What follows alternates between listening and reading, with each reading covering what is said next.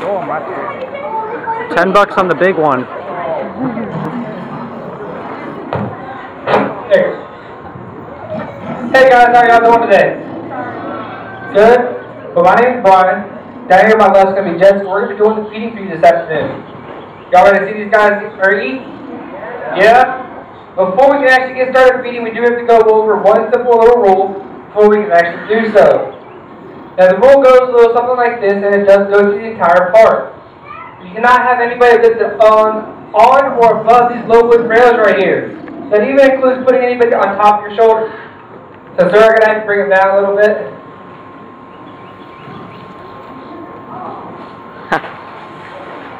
Alright, now that we have that, the reason we have that rule, guys, is simple enough.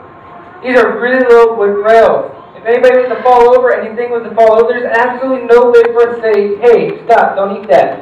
And they would not have any idea what we're talking about. So that's why we have that rule. Now, if you guys can remember that rule throughout the entire part, that'll help us a great bit. And with everybody being safe, we're able to get started feeding now. Now, guys, what you're looking at right here is going to be a pool of about 300 North American alligators.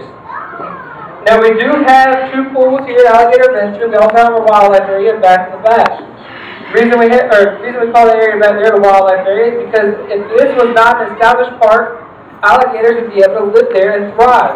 Yes, we do have North American alligators here in Myrtle Beach. They estimate that we have right around 3,000 on the Grand Strand alone. They also estimate that we have right around 100,000 of them in South Carolina.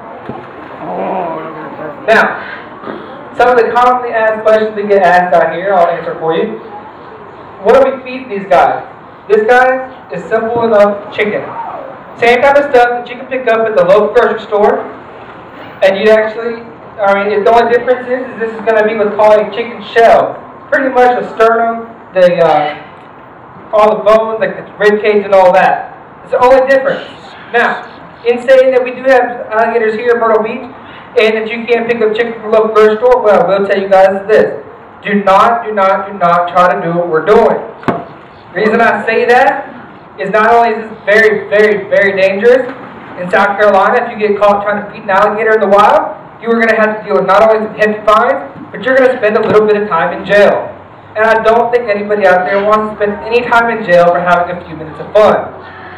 Now, the next question that we always get asked is, what is that weird sound that we hear the alligators make whenever they try to eat? Let's see if I can get one to do it. Come here. Come on. Oh, he ain't gonna jump. The sound you hear, you probably heard it a minute ago, that popping sound, that is actually the bite pressure of an alligator. Come on, big guy. Come here.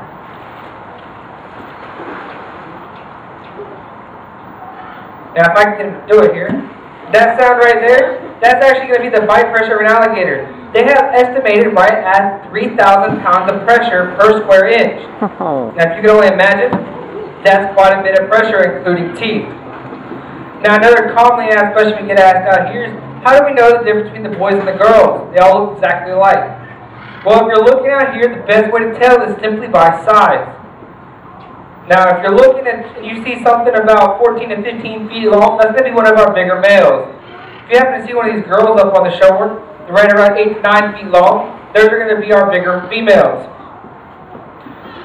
Now, another very commonly asked question we get asked out here is, how do we make sure we feed all of these guys? You only see two keepers up here, we each have one bucket of chicken each.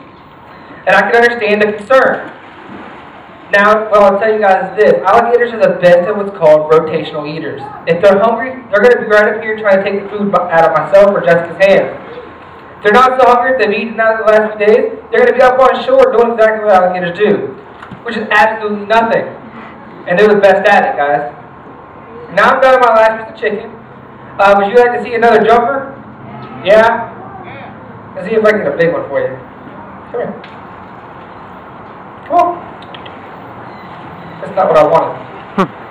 Come here. Alright guys, like I said, that's my last piece of chicken. As soon as Jessica's done down there, that's going to be the end of our show. What I will tell you guys, though, is at 6 o'clock, they're going to have another show. It's going to be a reptile handling show. It's going to be over here to your left at the green bleachers. We'll actually bring out a few animals. You'll be able to pet them and touch them and ask us any questions you may have at that time about them.